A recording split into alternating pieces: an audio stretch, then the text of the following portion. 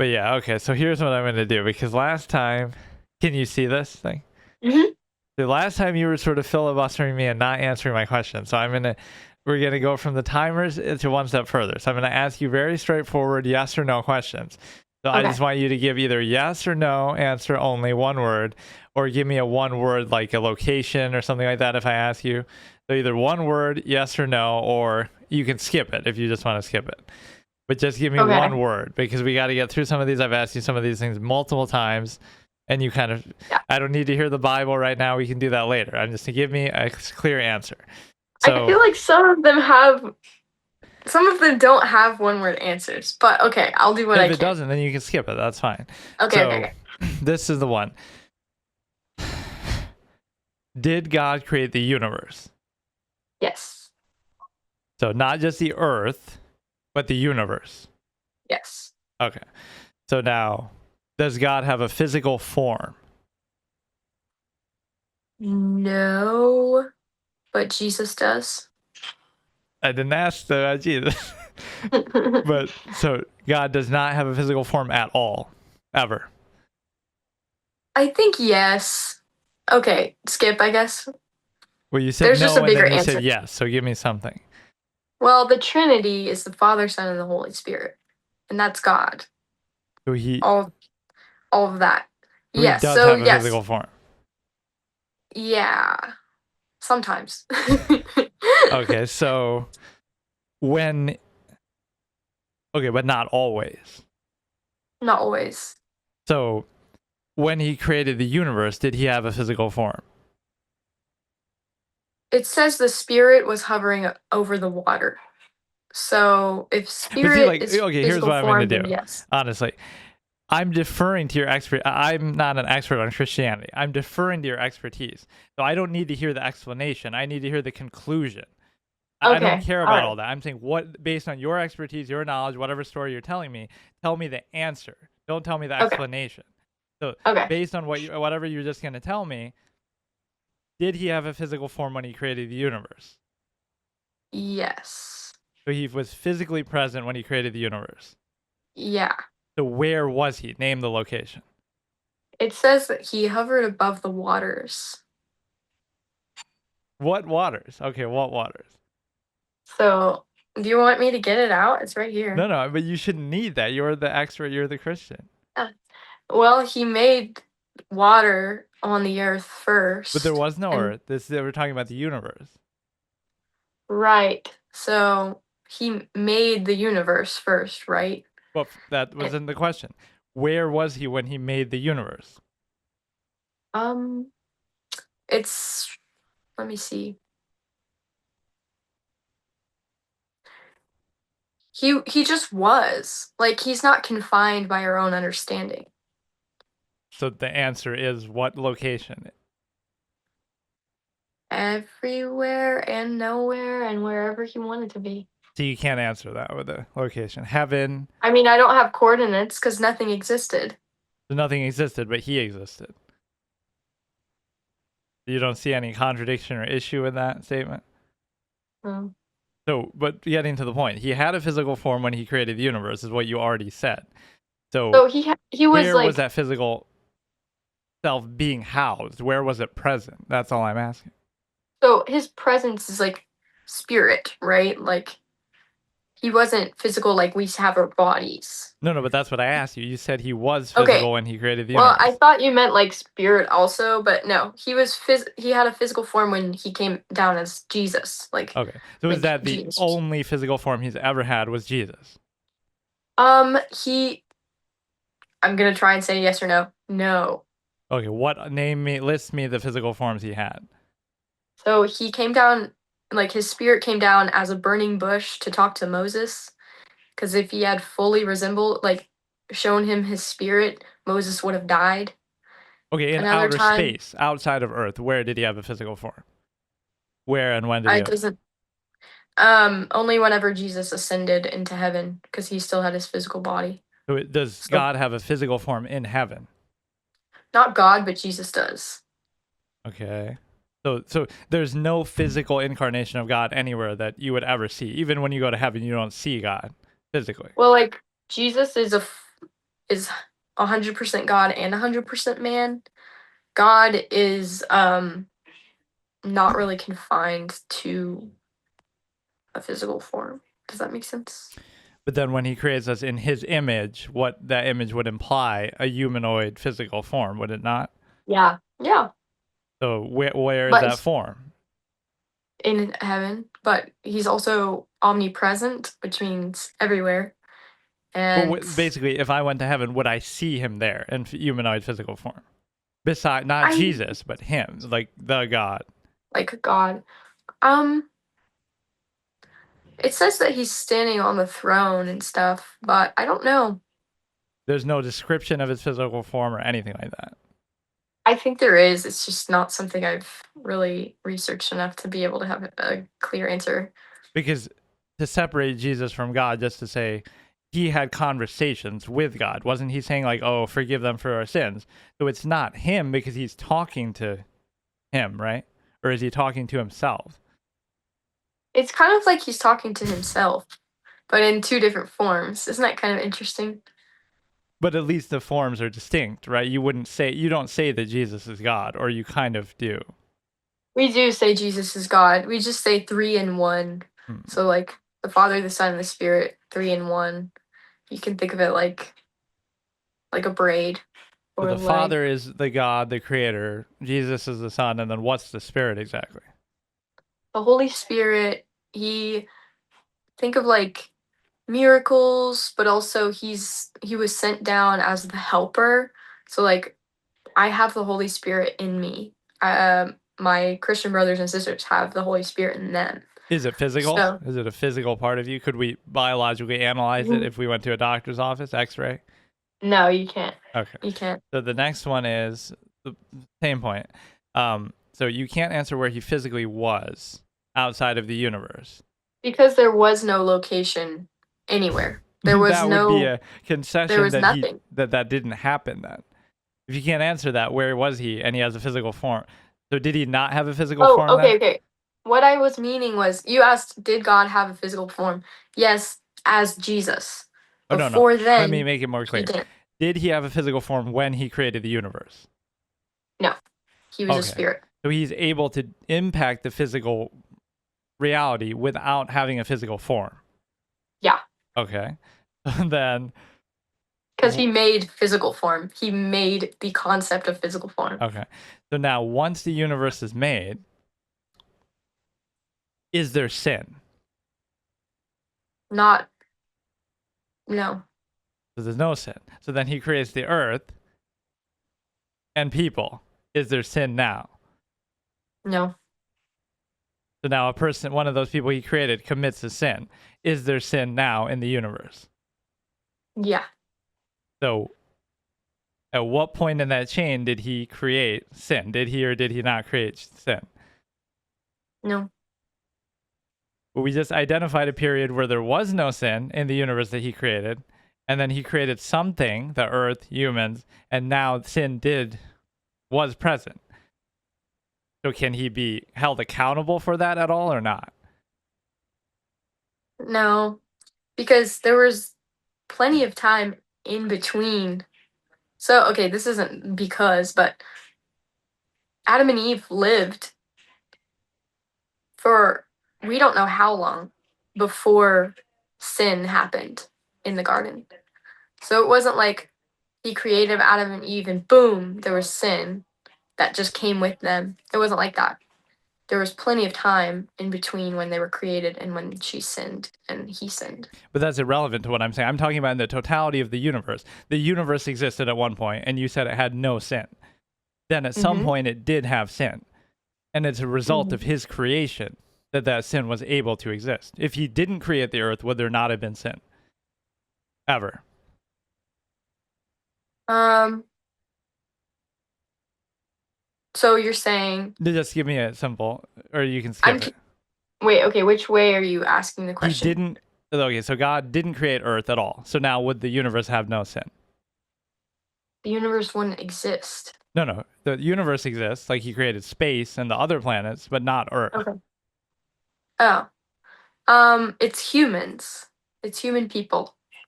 Well, we were on the So, earth. So if he didn't create humans and the earth, would there be no sin? yeah. There would not be sin. Mm-hmm. Like amongst animals, even like there's no sin. Animals don't sin, or they don't subscribe to that. They're not made in the image of God. So, yeah. So they don't. Sin doesn't apply to them. Yeah. So if people go extinct, there's no longer sin. Mm, I guess so.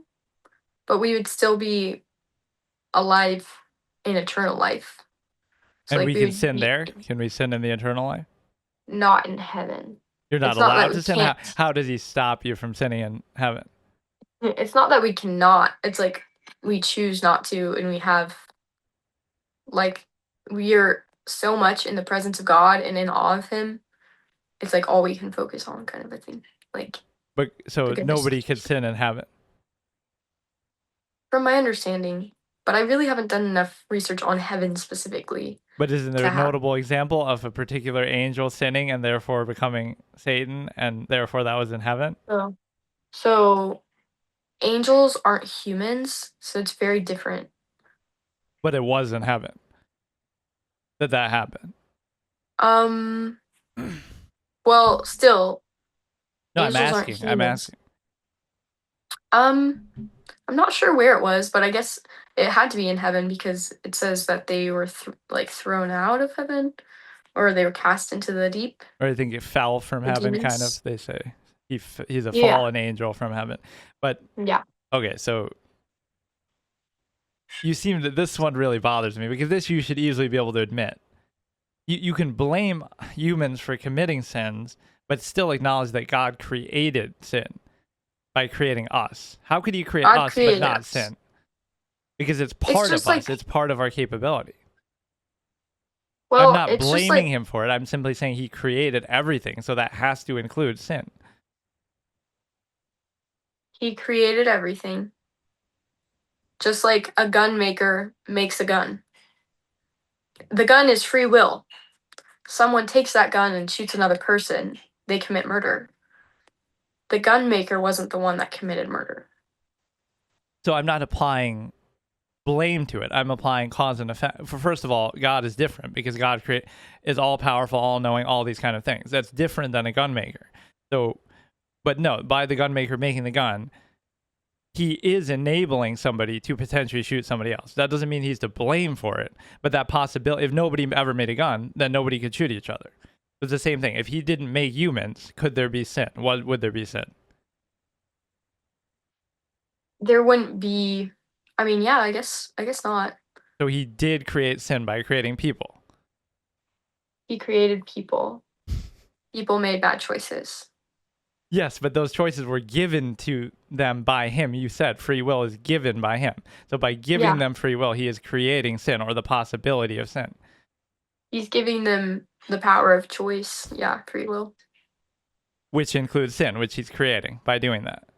But he is not the creator of sin. He can't create sin because he is God, right? And he is fully good. He's fully powerful. And that's not his point. That's not his purpose. He's fully clean, are all big church words, but like there's no badness in him. There's no badness in him, but is there ever accountability? Like, can we blame God for anything ever? I think Let's do the one. because Let's do the one word answer. Can we ever blame God for anything? hmm, yeah, Okay, so if a flood hits your house, you can blame God and curse God and say that's your fault. I think that's the difference between can and should. Should you? No. Can you? Yeah. Is it right to? I don't think so. But effectively, you're acknowledging at least his power, and like even if you're doing it in spite, you're saying you acknowledge God exists, but you're blaming him then for something bad that happens. So it's still a form of belief, but you're saying it.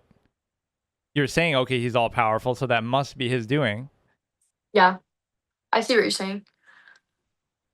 Well, I said yes initially to the can you blame God for things because I blame God for all the good things that happen in my life. I say like, God did this in my life. God did this in my life. Well, that's like He thanking gave me him, these not good really things. blaming him. Well, I think it's blaming him for the good things. It's just like crediting him, you Yeah. know? But is it selective? Like you only thank him for the good things, but you don't blame him for the bad things? I think I do acknowledge that he allows things to happen that I don't want to happen. So like I would just say it's like I acknowledge it. I don't blame him. I'm just like, Lord, why is this happening? Like I don't understand this and I definitely don't like this very much. You know? More like that. So the free will experiment that we were talking about, like how he's testing us or he's trying whatever, however you would explain it. The free will that he gives us, he could choose not to give us free will, right? Mm, yeah. So because he could choose to not give us free will, by choosing to give us free will, he's choosing to enable sin. I guess he like allows us to have the power of choice. Like you're just making me say the same thing over and over. But you're kind of dodging. You can't say he created sin. I'm So, not dodging. I'm telling you, he did not create sin. He created us. We have choices that we can make, and he allows us to make choices. Sometimes we choose the wrong things. That's all I have to say about it. I have no other way to tell you. you're And talking if around it that though. doesn't make It's a sense to you, simple I'm it's a not. I'm simple just logical saying thing. no. No, Did but he create sin? No. Did he create humans? Yes. That's the whole so answer. I don't have another answer for you. there's another part of this then. The subjective human will is enough to overpower God and overcome him and create You're making something. a claim. You're not I'm asking a getting to the question. question.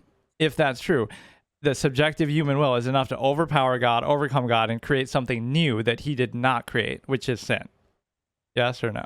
It's not a question. You just made a claim. Is the subjective will of humanity enough to overcome God and create something new that he did not create, which is You sin? mean you're talking about sin? Yeah. So like we have the ability to sin. So like yes, we have that ability.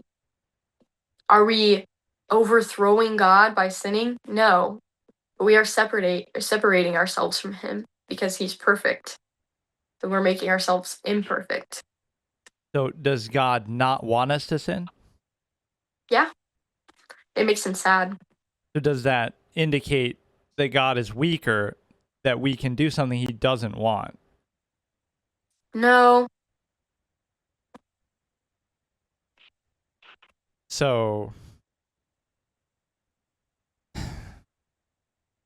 but at any point somebody can choose to sin, and so do humans create sin? I guess I would say that, yeah. Do we create sin, not God? Is that a yes? Yeah, like we commit sin. Not commit, create. Yeah, I guess you could say that. So we have the ability to create. It's not limited to God. We can create things ourselves from nothing. I mean, that's a concept, right? So like sin is an action. We can jump 2 feet. Oh, I created jumping 2 feet. No, you just did it. But you're kind of changing the course of reality. Like you're killing a person, so now that person's no longer there. True. So you But can that's why it's destroy. sin. It's bad, right? That's why there's penalties to it. It's like there's consequence. This one just bothers me. I don't like your answer to this. Okay, I'll try once more. If you so you're not blaming, you're not holding God accountable. Is God all powerful? Yes. Yes. So hmm he controls everything. Yeah. He can control everything. Wait, he does, or He can control everything. Sometimes he like it's like he can control everything. Yeah. Go ahead with whatever else it's you were gonna like, say. but if he chooses not to, sometimes is that what you're saying? Yeah, I guess so. But even by him choosing not to, still means that he's in control. He's just giving up that control. Right. Yeah, that would be fair to say, I think. So does he give up control to us, thereby allowing us to sin? Even if that's not his intention, is that the result? Um, right. I guess yeah. That's a good point of saying it, I think, because you're saying that even though he is in control, because we have free will, he allows us to have free will and exercise it. So he doesn't micromanage us. Yeah. And that leads to sin, in part. Right. I don't know. I know. That seems like a tough question for you to answer. No, I understand what you're saying. It is kind of hard to wrap your mind around because it's like, Because it doesn't make okay, sense. because it's like, okay, God, why why are you letting all of these things happen? Like, why do you let sin happen if you never wanted it in the first place, right? And then I have to realize, like, God, first of all, I mean, I don't think you're gonna like this very much, but like, God is so much bigger than we are in our minds, and He knew that He was gonna send Jesus on the cross before the first sin ever happened. So like Jesus was plan A. He wasn't plan B. It wasn't like, oh, the humans messed up. What did I do? Guess I gotta send a sacrifice forever that surpasses all other sacrifices of animals that were perfect. That's why Jesus came. Oh, so And you're he knew saying he was gonna. animals are perfect? No, no, no. He was the perfect lamb, Jesus. Oh, So whenever they would sacrifice animals, they had to be spotless. They had to be like fully white. They had the baby lamb, who which is is like this so sacrificing? wild. The well, I guess the Hebrew people, and then it became the Jews and the Israelites. So like it kind of changed the titles, I guess. But yeah, But no, the thing with that is, you said that he has this elaborate plan and everything. So this one you can't really answer in one word, but why did God make it so complicated then if he could have simply just made everything, you'll say the free will thing, but why do that? Why make it so complicated? Why not just go through the sacrifice and he has to have Jesus do that and make a big spectacle? And why not just simplify it? Make whatever he wants to be there, just make it that way. it's a good question. Hmm. I think about that sometimes too. Like, why, why extend pain for so long? Because there's been pain on the earth for so long, generations and generations.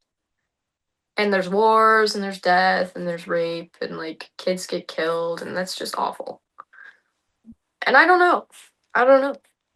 But I will say that like even though I don't understand, I still have faith that God's way is better and that his plan is better and that there will be justice for the people that have suffered. And like even though there's things I don't understand, I know God is more capable than me and whatever kind of control I could put on the earth is not even close to how much control he has over the earth. And I think he has good intentions, even if I don't know what they are. Okay, so can we hold an all-powerful God accountable then for everything that happens, or is he never wrong? Can he never be wrong? So when you say accountable, what do you mean? Like You just blaming mean him, blame like him? saying he created sin or any of the things I'm suggesting. I think again, it's like a difference of can and should. Like, can you blame him? Absolutely, you can. Should you? I don't think so because, like, like I said, like God is so powerful. He has this elaborate. He has just like a bigger thing at hand than we know. So is it that he, trying to answer this in one of answer A or answer B, like, is it that he's all power, is it that he's not all powerful, therefore he can't achieve everything that he wants, supposedly wants, or is that he doesn't care about these things, like about people sinning, maybe it doesn't revolve around us, so maybe he just doesn't care. Which of those two would you go with? So he is all powerful and he does care. He's all powerful because even though there's been a separation between us and him through our sin, he's all powerful so hard that he made Jesus come to the earth. And there's like over 500 prophecies that said these specific details were going to happen, and they happened, and Jesus was the way. And so that is one experience of him being all powerful. There's so many in the Old Testament. Like he came down as a pillar of fire, like literally like a fire tornado, and led people out of slavery. But Like you were that's looking at so it cool. kind of backwards. You were saying instances where he was powerful. Wouldn't Yeah, all yeah. powerful imply that at every time, every second, every moment, he's all powerful? So when somebody sins and he doesn't want them to sin, where is his power then? Um hmm. So his power is still there. Like he's still powerful. It's just someone not submitting to his power. But the fact that it's up to us whether or not to submit to his power is a form of weakness on his part, is it not? No, because he could strike you down dead any moment if he wanted. He could, but he doesn't. So Because he has mercy on us. And he wants us to live. is mercy a form of weakness then on his part? No, I think it's actually a strength. Is it burden shifting to us to say that he didn't create sin, but we do? That you're sort of blaming us instead of blaming him? I don't think so, because God never sinned. By creating us who then sin, that's not a sin or a mistake? Mm-mm. Hmm. Now, he did say, like, during Noah's time, whenever the flood was happening, he said that he basically he was saying that he, like, hates that people partook in sin so much. And that's why he put a flood all the way around the earth. And only Noah and his family survived that flood. So would you say that most of human history was sinful? Yeah. The majority of it. Mm-hmm. And so does that count against him? God. No, no. Because he's not sinful. So, like, I understand what you're saying I'm not saying because God anything. created him. I'm not No, even no, saying no. anything. I know, but like I'm seeing both sides of the question, I guess. Okay, but yeah, I guess most of the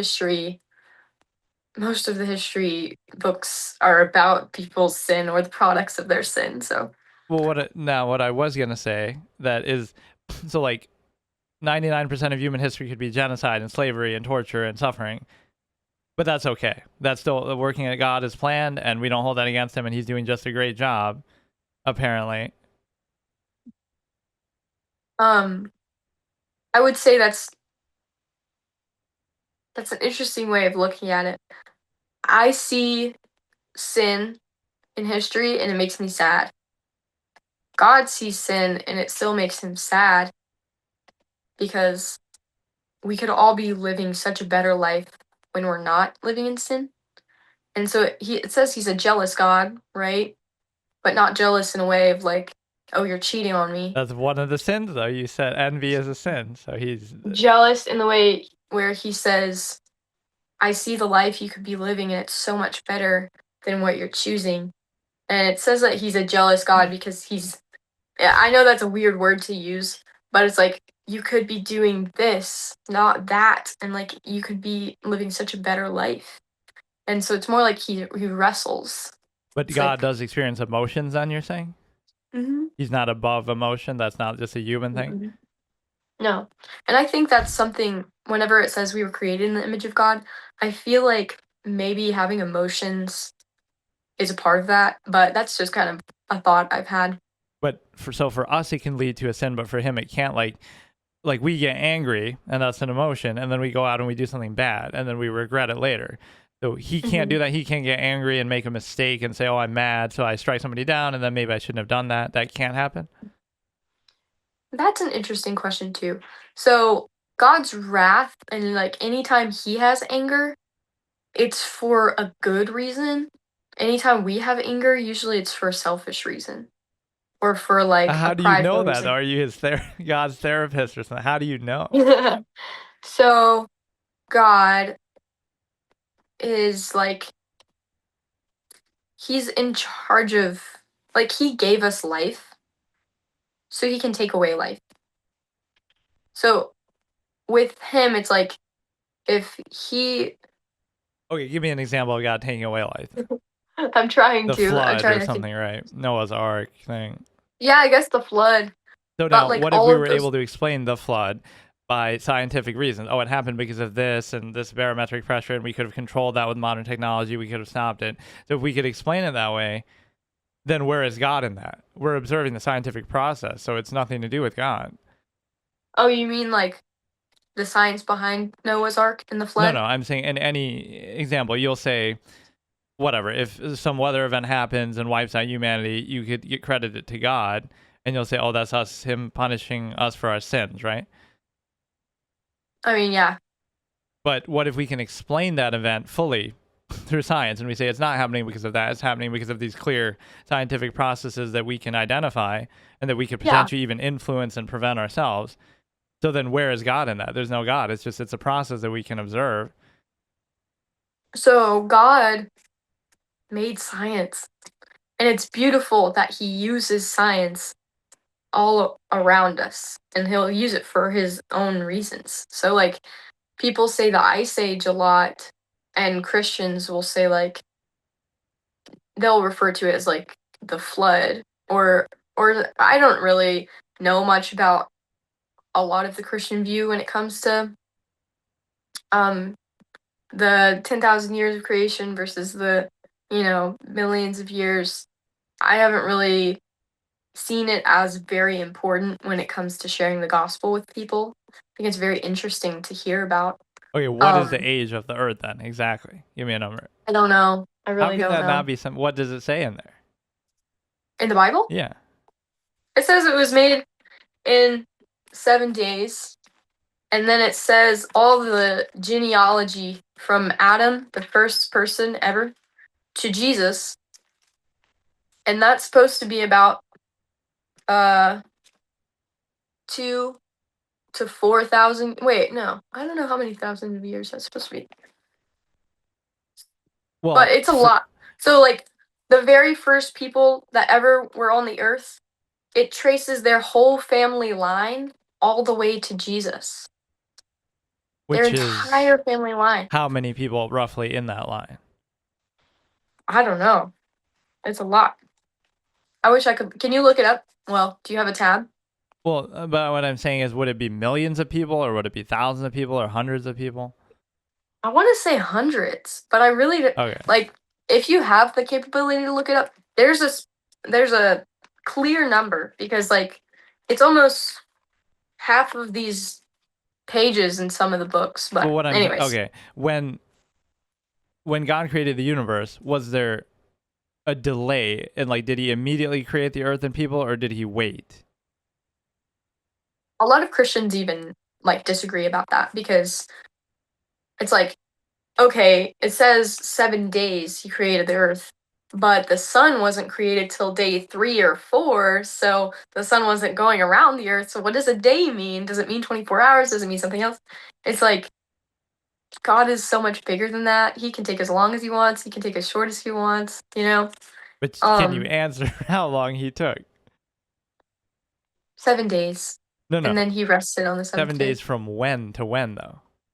From the Like, beginning to the end of so he creation. he Like, made the universe, and then he waited 7 days and made the earth.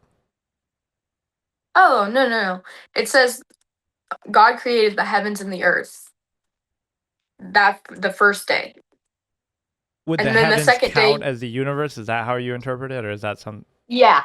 And then he says, "Let there But be isn't light," and there was light. heaven is a place to itself? So heaven and the heavens is the universe, but heaven is a different place. Right. Yeah, yeah. I know that's kind of confusing, Is that but what like it's supposed to that mean, though? have because it says the heavens and the earth, not heaven. Yeah, How do you explain because like heaven is stars and other planets? Like what does that well. factor in? It says like, and then God created the moon and there.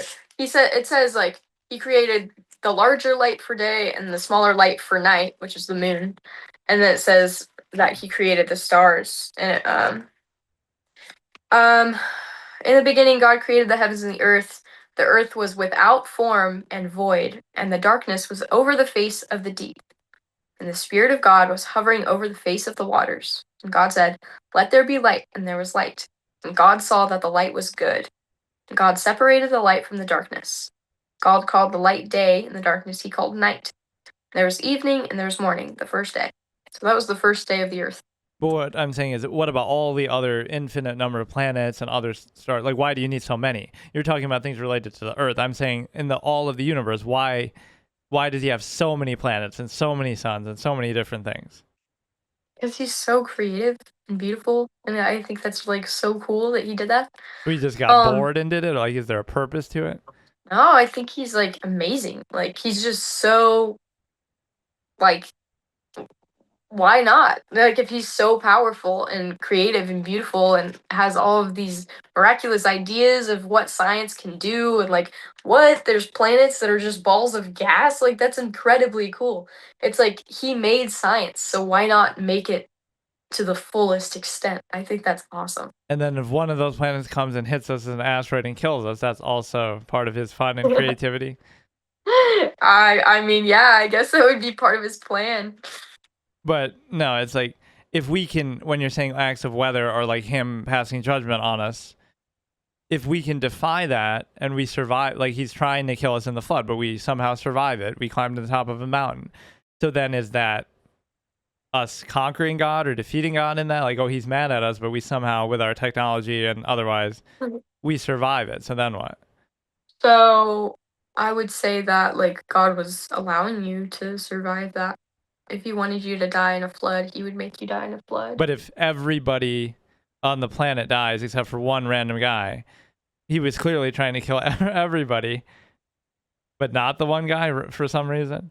Not the one guy for some reason.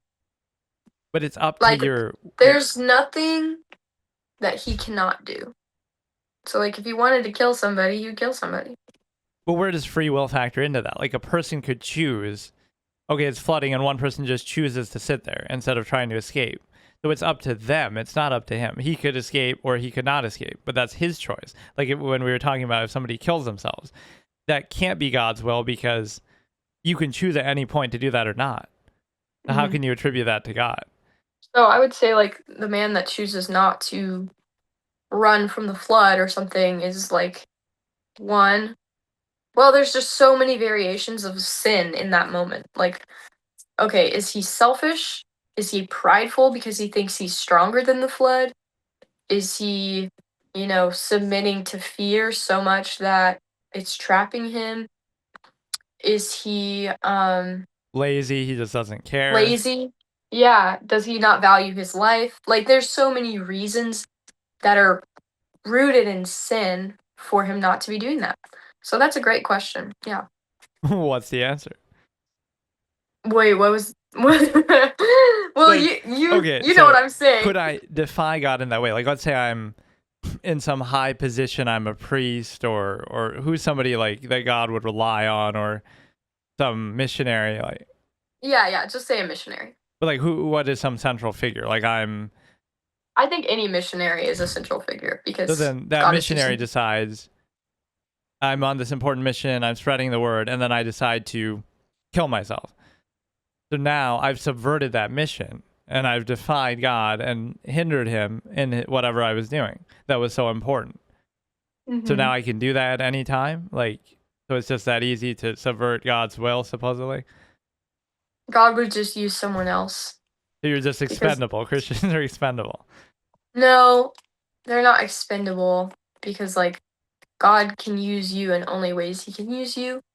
But then like if we fall into sin, like if a pastor falls into sin and like he ruins his own reputation, he leaves that position, but God still uses someone else to fill that position and it's just as important.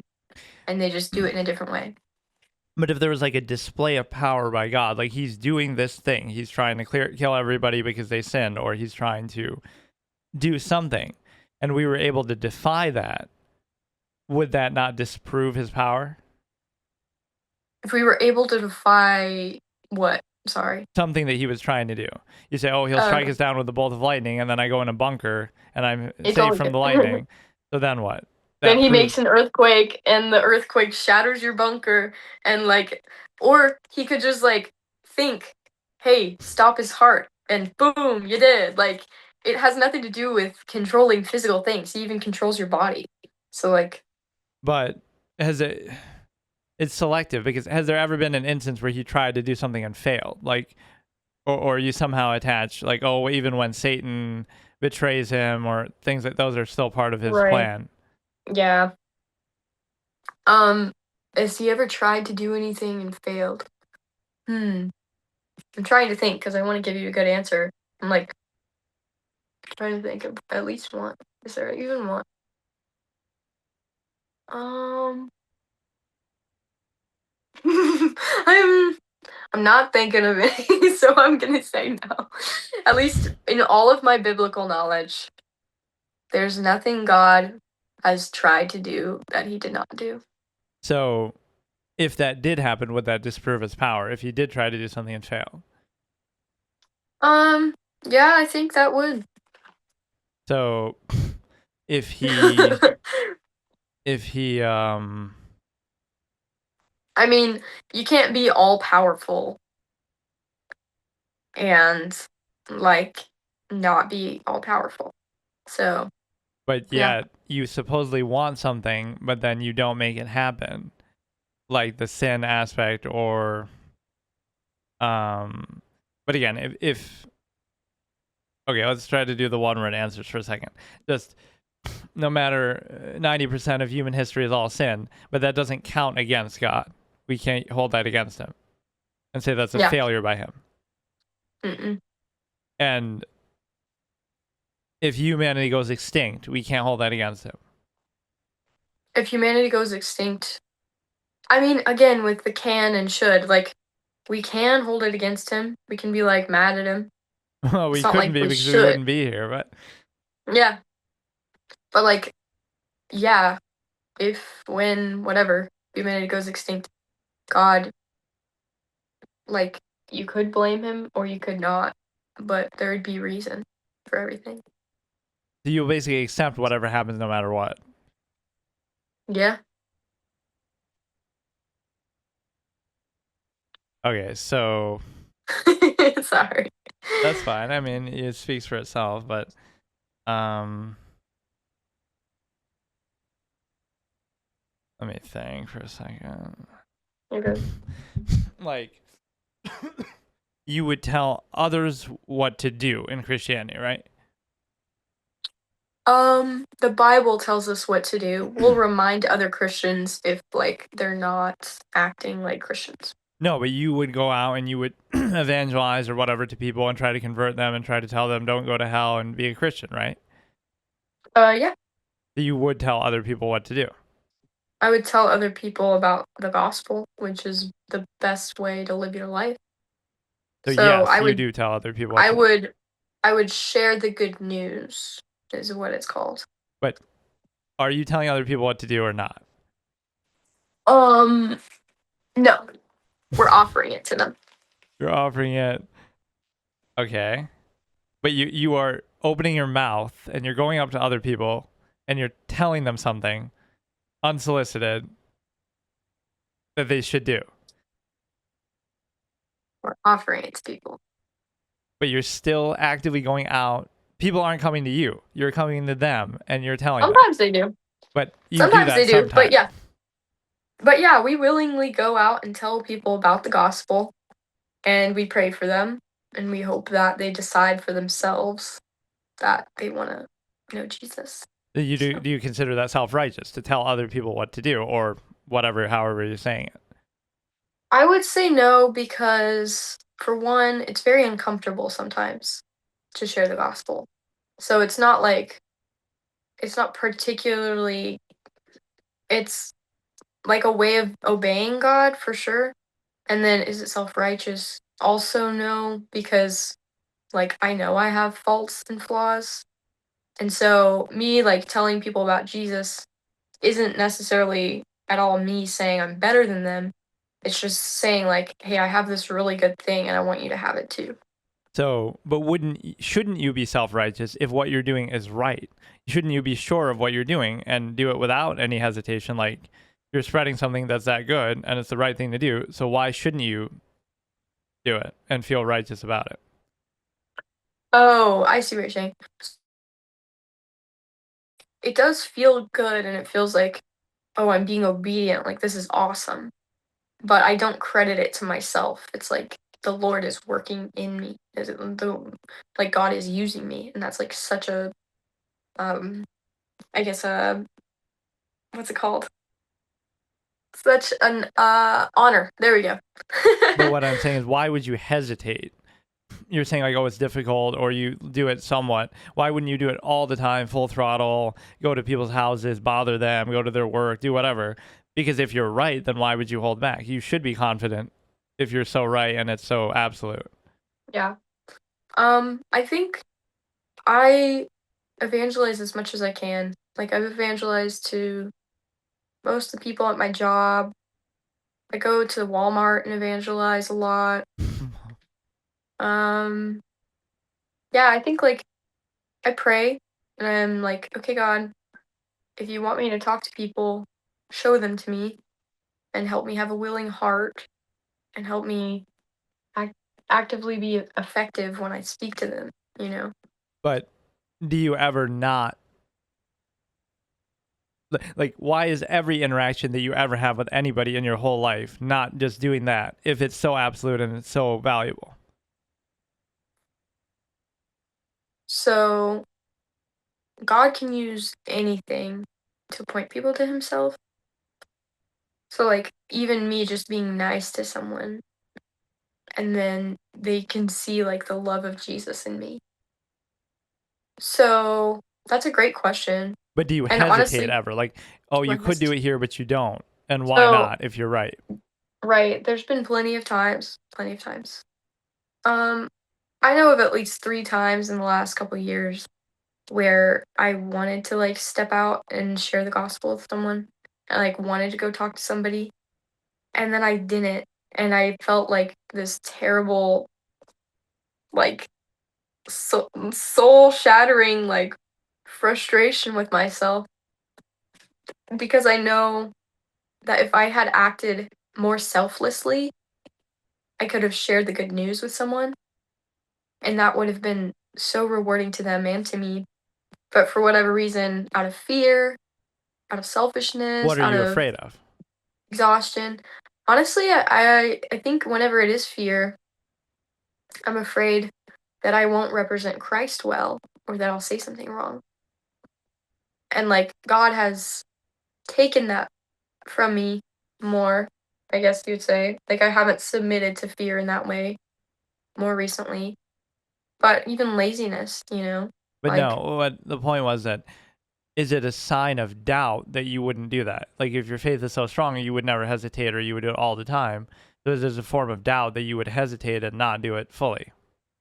I don't think it's a form of doubt. I would say it's a lack of urgency and maybe a form of selfishness and laziness, but not doubt. Or like you were saying, is it that you're inconsistent, you're telling other people what to do and sort of, but you're inconsistent in your beliefs as we've established with the grocery store and stuff yourself. So you're inconsistent yourself in your beliefs, but yet you have the self-righteousness to tell other people what to do still. But it's not what to do, it's like who to follow. It's like this is my good leader. This is my really good leader, and I think you should follow him too because I love following him. And I don't always follow him correctly. I don't always follow him the best, but he's still the best leader. That's the problem though. You're not doing it correctly yourself or perfectly yourself, but yet you would still tell other people to do it. I would say follow Jesus because he leads well. I wouldn't say follow Jesus because I follow him imperfectly. Like, you know what I'm saying? Like, it's about who Jesus is. But does it hurt your credibility in doing that? Mm, I would say both. I want to say one of each because, like, one, I could be a bad example of Jesus if I'm being hateful to someone, or if I just like, if I'm not acting like him, but I'm still calling myself a Christian, I'm being a bad example of Christ. And then the other side of that is like telling people, hey, I follow Christ, but I'm not perfect either. Like, I still struggle with sin, I still struggle with laziness or whatever. That actually makes them understand too that, like, Jesus doesn't expect us to be perfect right away. Like, you don't have to go from, being your whole life, in sin and stuff. Okay, God, like, I want to follow you. Boom, perfect person, never sins again. Like, that would be awesome, but it's just not realistic. And some people think that they have to be perfect as soon as they understand the gospel. And people will wait to accept Christ because they're like, well, I want to finish college. I want to drink and party through college. So I'll wait and I'll think about that. And I'll talk to God whenever I'm like 30 and I have kids. I want them to follow him. And it's like, whoa, whoa. Like, who made you ruler over your life? Like, you don't know if you're going to make it to 30, dude. But you're saying like you should be a Christian and then you'll be as imperfect as I am. So what's the point? Wait, what'd you say? Like Oh, that's how you could pitch it. Oh, right. do this thing that I'm doing that leads to all that still involves all my imperfections. So it's not really solving anything. So Right. why even bother doing it? Well, I do think a Christian who's pursuing being more like Christ is sinning less than the person that is not pursuing that. So So is it like a contest like we talked about last time? You're sinning less, so you're it's taking not credit. a contest, but like there are consequences to sin. Therefore, my life is better sinning less than someone who's sinning more. So if there were no consequences, would you do it then? Then it's okay. Then you wouldn't. Well, I think even if there were no consequences to me, other people would still feel like consequences of my sin. So like if I stole from someone and maybe I never had a consequence, has less money. So like that wouldn't be me being selfless, you know? Are there solitary sins, like ones that you could commit by yourself alone? Like hatred or something like that. Or Yeah. like some sexual thing that I won't say, but like potentially, is that a sin? Yeah. Yeah, it would still be a sin because like it's still a sin. I know it's hard because some You could people be the think, last person on earth, but it's still a sin. um, yeah, I mean, it's still a sin. You could be living in the jungle or on a deserted island, but it's still a sin. Yeah, yeah. And who is it hurting? No, it's confusing. Well, some would say your future spouse. Some would But say, what if there is no future? You're gonna die on the island. So what? yeah. Some would say it's just like a selfish thing because like you're deciding to use your time that way. And it's Basically, the premise is: does sin depend on people? Like if there were no, well, it does in the sense that if there are no people, there is no sin.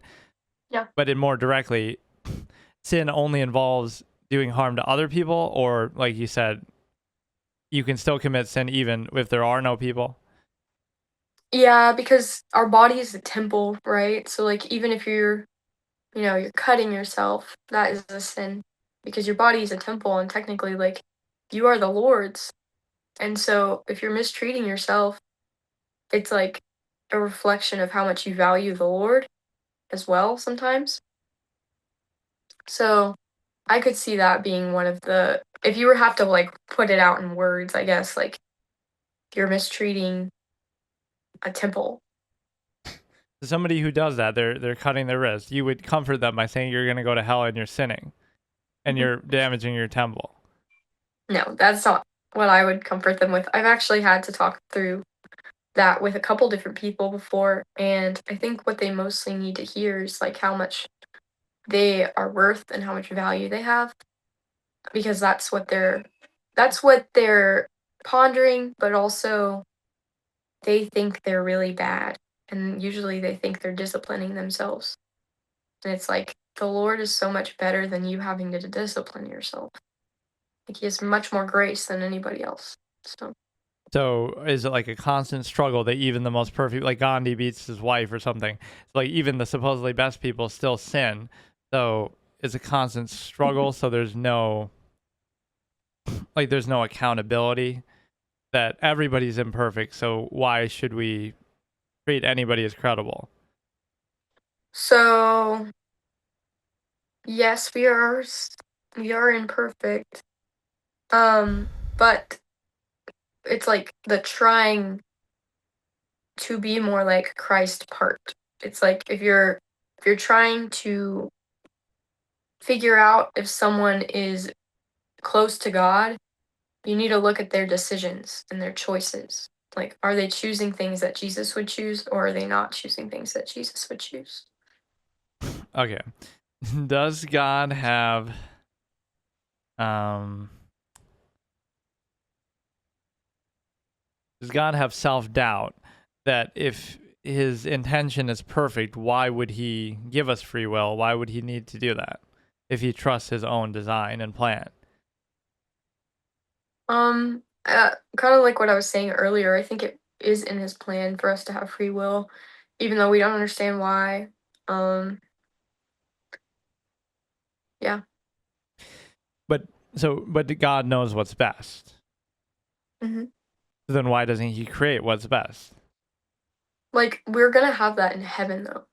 So, like, yeah, he didn't, like, he created it and it was good, is what it says in the very beginning. Like, even whenever he created man, he said, I created man and woman, and God saw them and said it was good. He's like, I love this. This is awesome. And then, people sin.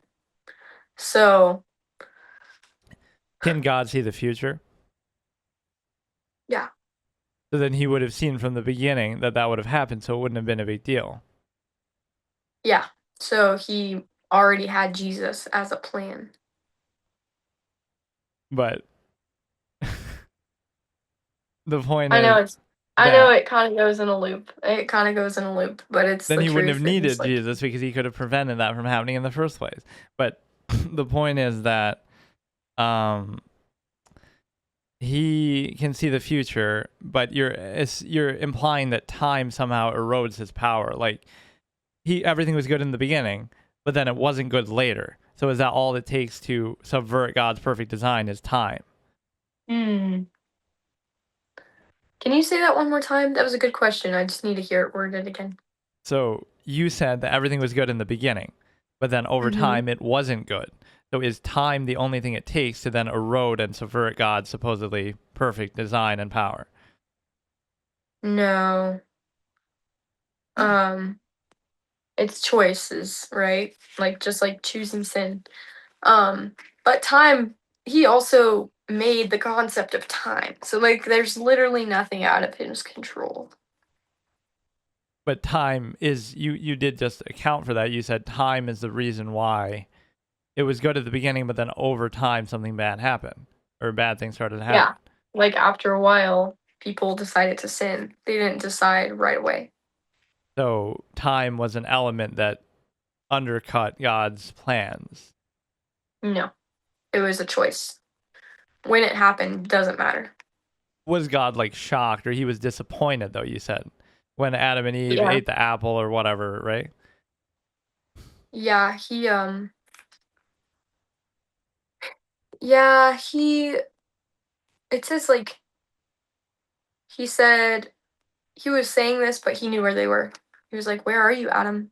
Where are you, Eve?" Because they were hiding, because they were ashamed of what they had done. And so then they go and like God sees them and they're like, he's like, "Why did you put clothes on? Like, who told you you were naked?" And they were like, "Well, we ate of the tree, I guess, or the serpent told us, or something." Anyways, it's all in Genesis 1. Genesis is the very first book of the Bible, as you can see. But what okay, here's the You should thing. totally read it. It's very That interesting. we can read it later, but what I'm saying is why? So is God like a role player? He's pretending. Oh, he knows where they are, but he's asking where they are anyway, and just pretending. Or more to the point, why should he be surprised at that or anything ever? Or why should he? You said he has emotion. Why should he be jealous or angry when all this is his plan, his design? He can see the future. He knows what's going to happen anyway. So why would he be Mhm. upset or surprised at anything ever? Yeah.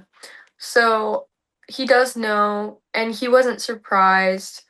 And yes, he was kind of just like giving them the opportunity to say like we're here, because he knows ultimately.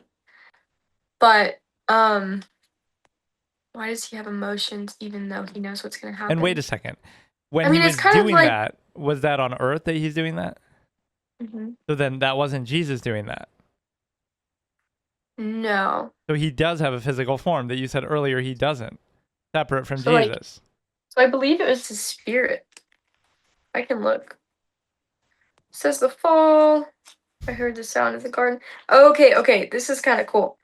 It says, but the Lord God called to man and said to him, "Where are you?" And he said, "I heard the sound of you in the garden, and I was afraid because I was naked, and I hid myself."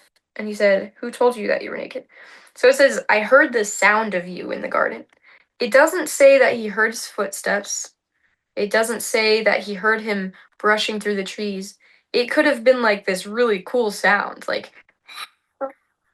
it could have sounded like the waves and you know mountains grumbling and like all this stuff. It could have sounded like anything. It could have sounded like something we've never heard before. But he heard that God was there, so he hid himself because he was ashamed. So are you saying with certainty that God did not have a physical form independent of Jesus? Like God could take on forms of like God can take on forms of things, I guess you could say, but he's not like he didn't have a body But you're saying outside of he could Jesus. take on forms. Did he do that? There was like a couple times that like But that's a guy fine. was Okay, like he did do that at some point, right? yeah, yeah. Okay. But it's not like he was confined to it. Does that make sense? Like he'll take it on if he wants to, but Okay, so I don't know what time it is. I don't know yeah, when it's a little over. You want to go over or you got to go? I really need to go eat dinner because I have to pack. Oh, okay. That's fine. But do you have one more we want to I All mean, right. I like Um if I don't know. like Like one why does food taste like this is the whole like rules and opposition thing. Why does sugar taste good if we're not supposed to eat too much? Or why does, certain things feel good, pleasure, sexual things, whatever? If he doesn't want us to do them, then why make our instincts make them feel good? mm, so before sin, I don't think that was something we had a limit of. Like like sugar and stuff. I don't know if anything was supposed to be bad for us. But I think because of sin, it says that we then had death, right? So like death also entered the world. So like I think we were going to live for a very long time until we sinned. And then But death wouldn't entered. the sin include doing something like that? Like, oh, you ate too much. That's gluttony. That's a sin. So that's the sin itself, is eating too much sugar or pleasuring something too much or whatever. Lust. Right. I guess yeah. It's a good question. But with like the sugar and stuff, I guess like self-control is a big deal in any situation. But no, ask from God's perspective, why does he make it taste good if we're not supposed to eat too much of it or if it can be bad for us? I don't know. But I guess somebody could say like, "Oh my gosh, I just love steak so much." But still like too much of a good thing is a bad thing, you know? You can make yourself sick off of anything, even if it's a bad thing Or like or a good thing. a married couple, somebody has an urge to cheat and they're attracted to other people too. Why give them that urge if they're not supposed to do that? That's a lack of self-control. So like But it's that's self control, but against what? Their instinct is still naturally that they're attracted to other people. They can't help that. They can help what they do about it, but why even give them that inclination that they would want to do that? So like that instinct is made by God, but it can be like used in ways that just shouldn't be used. So like his attention in this scenario, he should have been a little bit more cautious of where he allowed his mind to go. Because you can let your mind wander, and you can let your mind wander far, but you shouldn't, you know? It's like self control for real. Okay, I do think I have to go now. All right. All right. See you next time. Bye bye.